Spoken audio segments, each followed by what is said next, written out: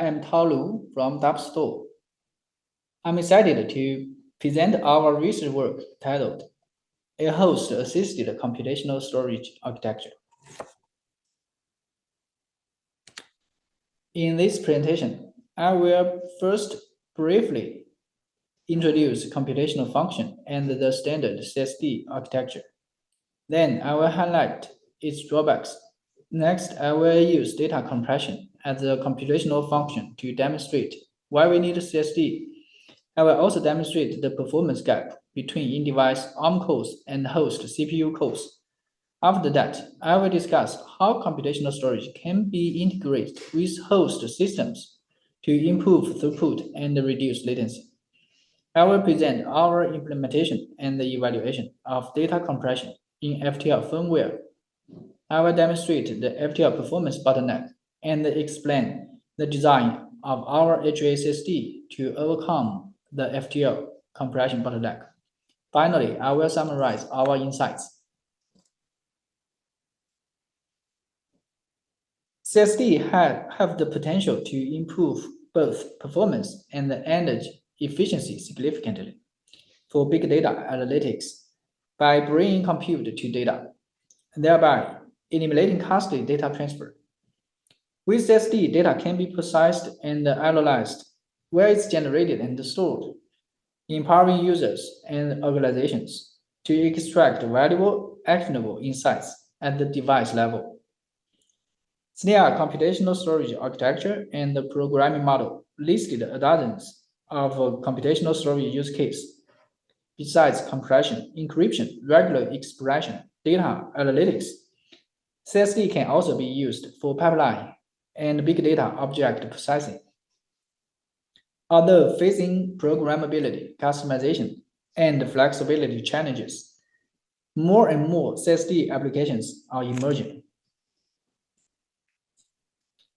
This figure shows a standard CSD architecture and the API flow defined by SNIA.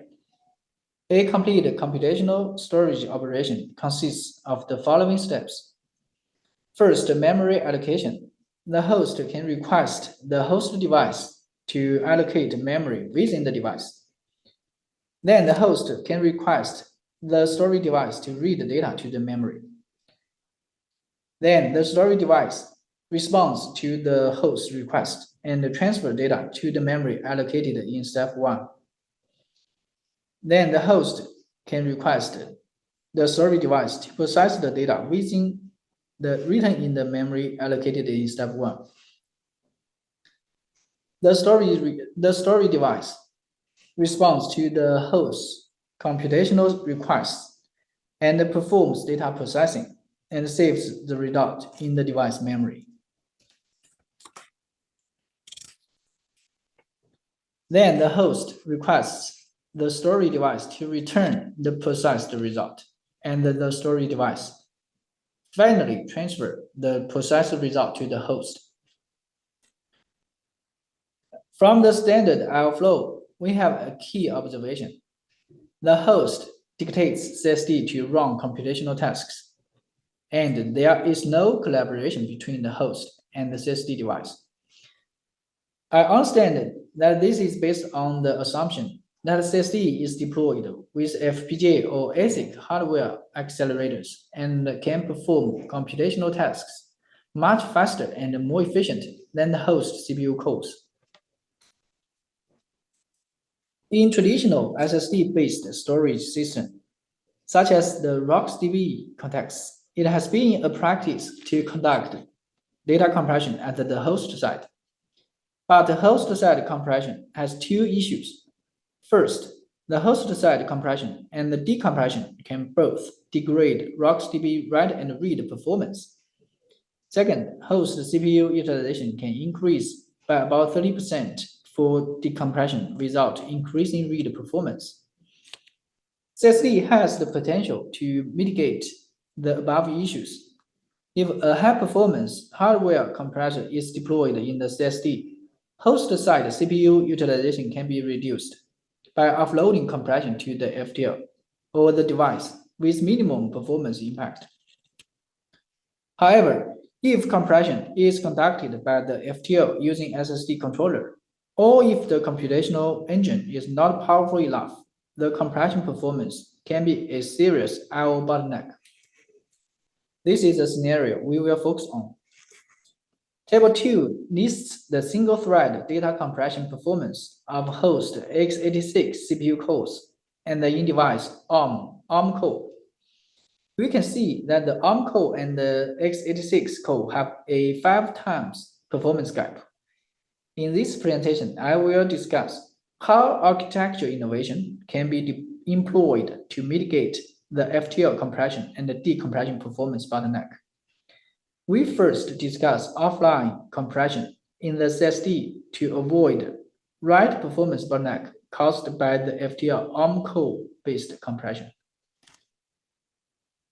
We first discuss offline compression in the SSD to avoid write performance bottleneck caused by the FTL ARM core-based compression. FTL compression is not new. Over 10 years ago, even before the CSD concept was formally coined, the FTL advocated conducting data compression in the FTL to reduce write amplification and prolong SSD lifetime. There are FTL compression-enabled SSDs on market. Seagate Network SSD probably employs a needle core to compress because it can only deliver a read and write performance at 500 megabytes per second. ScaleFlux CSD 2000 employs an FPGA compressor that can deliver a read and write bandwidth of 2 to 3 gigabytes per second. Recently, ScaleFlux discussed using their SSD with hardware compression engine to close the write amplification gap between B+ tree and the LSM tree. The target scenario of this presentation is FTL compression, similar to ZFTL. However, ZFTL is based on an emulator. We implement FTL compression in a commercial SSD. We know that FTL compression has read and write performance bottlenecks. We discuss how to avoid or mitigate these bottlenecks. We propose FTL-CSD, which conducts offline compression to avoid the write performance bottleneck.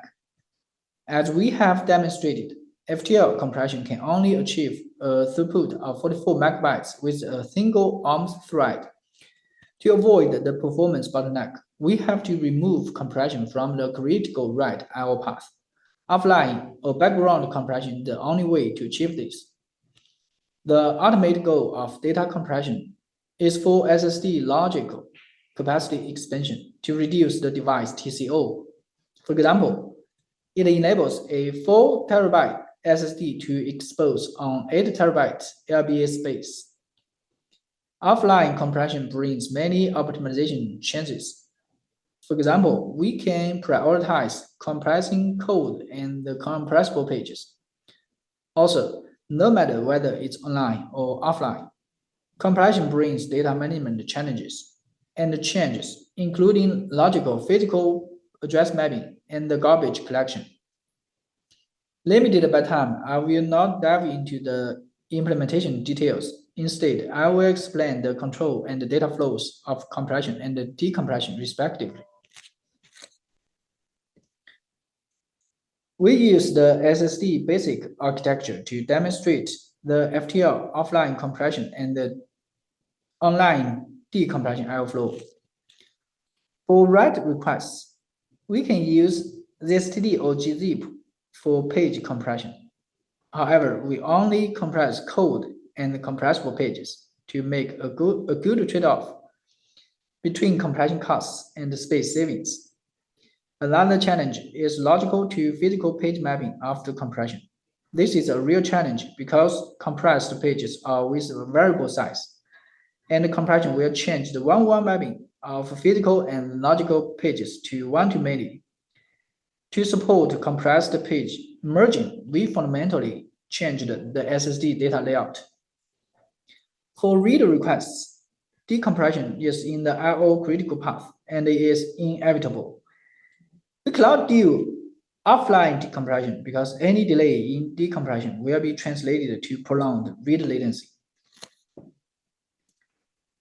In summary, compression latency in FTL can be hidden through offline compression, but the FTL decompression latency is inevitably added into the read I/O latency. Make a read throughput more than one order of magnitude lower than the standard SSD.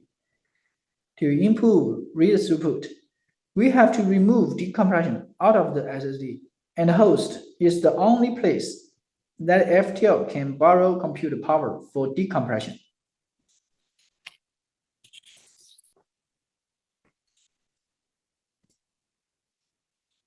We propose host-assisted computational drive architecture, moving decompression operations out of the FTL into the host NVMe driver to improve read throughput. As I mentioned earlier, the basic idea of HA-CSD is to enable the host machine to assist the drive for some computational tasks. Although it's not easy to implement this architecture as a general framework, it's pretty straightforward to let the host help the SSD to do compression or decompression tasks in our contexts. Since FTL decompression is a performance bottleneck for serving read requests, let's discuss how HA-CSD can help decompression. In our implementation, we modify the host-side NVMe driver and enable the NVMe command to carry a host decompression flag as an indicator. When passing NVMe command, if the SSD front end noticed this flag, it will notify the FTL not to decompress the pages of this request and just respond with the compressed data. The host will then do the decompression. The implementation of host-assisted decompression is fairly easy and requires less than 200 lines of code change in the NVMe driver. We exploit the CDW2 reserved fields in the NVMe command to carry the HDC flag. Another thing that needs attention is that pages are not all compressed. We need to attach a bitmap in the NVMe response to indicate which pages are compressed and which are not, so that the NVMe driver only decompresses the FTL compressed pages. We fully implemented the FTL offline compression and HA-CSD host-assisted decompression in the NVMe driver, and noticed a dramatic performance improvement. For quantitative evaluation, we compared the performance of a standard SSD and its FTL-CSD and HA-CSD peers. We also compared these SSD drives with the ScaleFlux CSD2000 with a hardware compressor and referenced it as a FPGA-CSD. To be clear, FPGA-CSD is not an apple-to-apple comparison with our SSDs because our SSD is a Gen 4 SSD, but FPGA-CSD is a Gen 3 SSD. In addition, FPGA-CSD is hardware-based, but our CSD is FTL firmware-based. We use FIO and YCSB benchmarks to test the drives and made the following key observations. First, the offline compression of FTL-CSD can completely avoid the write performance bottleneck caused by FTL compression latency because the compression is removed out of the write I/O critical path. Second, the decompression performance of FTL-CSD is really a performance bottleneck. It degrades the SSD read performance from 7.4 gigabytes per second to 160 megabytes per second, which is nearly 50 times degradation.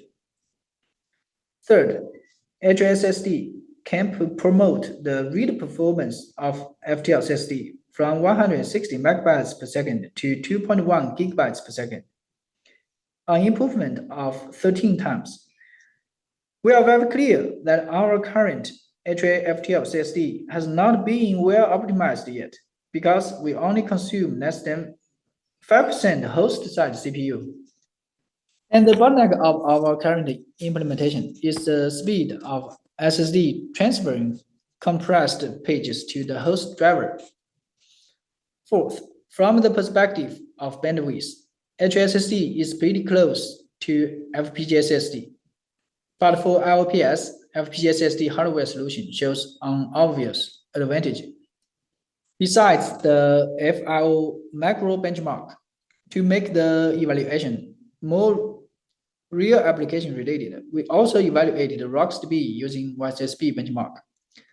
Our general observation is that as long as there is considerable read requests, HA-FTL-CSD shows great advantages over FTL-CSD, and its performance is competitive even compared with the FPGA-SSD. For some workloads, HSSD encode host-side CPU utilization is far less than the RocksDB built-in ZSDD compression. To conclude, from the performance perspective, CSD with hardware-accelerated computational engine is the king. However, hardware means costs, long development cycle, and less flexibility. SSD controller is always available. Firmware is programmable, and it performs well on offline and background tasks, such as compression. But their weak performance cannot handle online tasks, such as decompression, which is in the critical I/O path. We propose HA-CSD architecture to enable SSD to utilize its controller to do offline tasks and save host-side CPU utilization. HA-CSD builds a collaboration protocol between the SSD and the CSD to enable the host to involve latency-sensitive online tasks to unify and fully utilize the compute power of both the SSD and the host. HA-CSD architecture is not limited to FTL-based computational tasks. It can be exploited in any scenarios where the CSD dedicated computational engine does not have enough compute power to handle computational functions. This concludes my presentation. I'm Tao Lu from Dapstore. Thank you.